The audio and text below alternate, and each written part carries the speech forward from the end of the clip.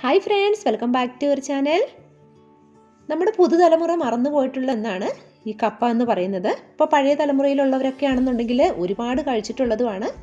അപ്പോൾ ആ കപ്പ പുഴുക്കാണ് ഞാനിന്ന് ഉണ്ടാക്കാനായിട്ട് പോകുന്നത്. അപ്പം ഞങ്ങളുടെ നാട്ടിലേക്ക് ആണെങ്കിൽ ഇതിന് ചെണ്ടൻ കപ്പ എന്നൊക്കെ പറയും. അപ്പോൾ കപ്പ ഉണ്ടാക്കാനായിട്ട് ആദ്യമേ ഈ കപ്പയിൽ മണ്ണൊക്കെ ഉണ്ടാവും. അപ്പോൾ അതൊക്കെ ഒന്ന് നന്നായിട്ട് കഴുകിയതിന് ശേഷം ഒന്ന് കൊത്തിയിട്ട് ആ തൊലി ഒന്ന് കളഞ്ഞെടുക്കാം. ഈ തൊലി കളഞ്ഞതിന് ശേഷം വെള്ളത്തിലേക്ക് വേണം ഇട്ട് കൊടുക്കാനായിട്ട്. കാരണം ഈ കപ്പയിൽ ഒരു നൂറുണ്ട്. അപ്പോൾ ആ നൂറ് പോവാനായിട്ടാണ് നമ്മളിങ്ങനെ വെള്ളത്തിലേക്ക് ഇട്ട് കൊടുക്കുന്നത്.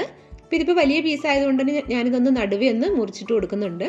അപ്പോൾ 2-3 തവണ ഒന്ന് കഴുകിയെടുത്തതിന് ശേഷം നല്ല വെള്ളത്തിൽ വേണം തിളപ്പിക്കാൻ വെക്കാൻ. അപ്പോൾ ഇത് വേകാനായിട്ട് വെക്കാം. ഇതിലേക്ക് ഞാനിപ്പോൾ ഉപ്പും കൂടി ചേർത്ത് കൊടുക്കുന്നുണ്ട്. കാരണം നമ്മൾ കപ്പ വെന്ത് വരുമ്പോഴേക്കും ഉപ്പൊക്കെ അതിലേക്ക് നന്നായിട്ട് പിടിച്ചോളും. അപ്പം നല്ല നാടൻ കപ്പയാണെന്നുണ്ടെങ്കിൽ വേവാനായിട്ട് ഒരുപാട് സമയമൊന്നും എടുക്കത്തില്ല. ഒരു 10 മിനിറ്റ് മതി നമ്മുടെ കപ്പ വെന്ത് കിട്ടാനായിട്ട്.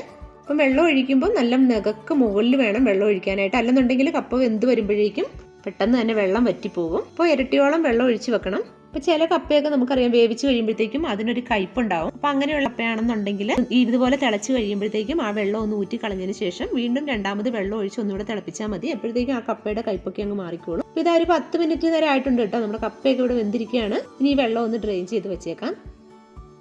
അപ്പോൾ ആ സമയം കൊണ്ട് നമുക്ക് മുളക് കൂടി ഒന്ന് പൊട്ടിച്ചെടുക്കാം. അപ്പോൾ അതിനായിട്ട് നമ്മുടെ കയ്യിൽ കാന്താരി മുളക് ഉണ്ടെന്നുണ്ടെങ്കിൽ അതാണ് കപ്പയ്ക്ക് ബെസ്റ്റ് ആയിട്ടുള്ളത്. പക്ഷേ എൻ്റെ ഇപ്പോൾ കാന്താരി മുളക് ഇല്ലാത്തതുകൊണ്ട് ഞാൻ പച്ചമുളകാണ് എടുത്തിരിക്കുന്നത്.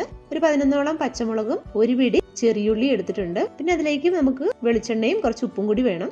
അപ്പോൾ ഈ പച്ചമുളകും ചെറിയുള്ളി എല്ലാം കൂടി ഒന്ന് അരച്ചെടുത്താണ് ഉപ്പും കൂടി ചേർത്ത് ഇതിലേക്ക് ആവശ്യത്തിനുള്ള വെളിച്ചെണ്ണയും കൂടി ഒഴിച്ചു കൊടുക്കണം.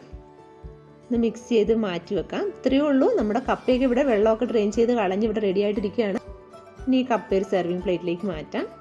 ഇതുപോലെ മുളകിലേക്ക് ഈ കപ്പ മുക്കി കഴിക്കുമ്പോഴത്തേക്കുണ്ടല്ലോ, കാണുമ്പോൾ തന്നെ എല്ലാവരുടെയും വായിൽ വെള്ളം ഊറുന്നില്ലേ? അതുപോലെ നല്ല ടേസ്റ്റുമാണ്. അപ്പം നിങ്ങൾക്ക് ഇഷ്ടമായിട്ടുണ്ടെങ്കിൽ വീഡിയോ ലൈക്ക് ചെയ്യാനും ഷെയർ ചെയ്യാനായിട്ട് മറക്കരുത്. Thank you for watching.